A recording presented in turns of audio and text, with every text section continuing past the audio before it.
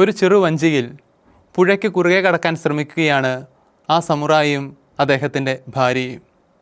പെട്ടെന്ന് വലിയൊരു കൊടുങ്കാറ്റുണ്ടാവുന്നു. വഞ്ചി മുങ്ങാറാവുന്നു. അവൾ വലിയ വായിൽ നിലവിളിച്ച് കരയാൻ തുടങ്ങി. എന്നാൽ ആ സമുറായി വളരെ ശാന്തനായി ആ വഞ്ചിയിൽ ഇരിക്കുകയാണ്. അദ്ദേഹത്തിൻ്റെ ശാന്തത അവളുടെ കരച്ചിലിനെ കൂടുതൽ കഠിനമാക്കി.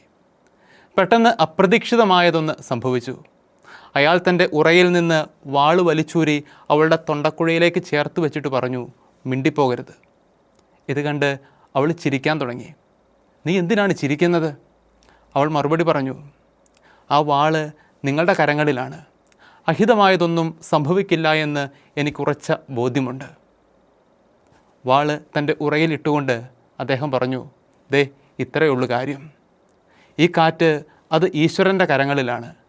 ഞാൻ സ്നേഹിക്കുന്ന, എന്നെ സ്നേഹിക്കുന്ന ഈശ്വരൻ്റെ കരങ്ങളിൽ. അതുകൊണ്ട് ഞാൻ ഭയപ്പെടില്ല. നമ്മുടെ ഹൃദയം കൊണ്ട് മറ്റൊരാളുടെ ഹൃദയത്തെ തൊടുന്ന ഒരു വലിയ കലയാണ് സ്നേഹം എന്ന് പറയുക.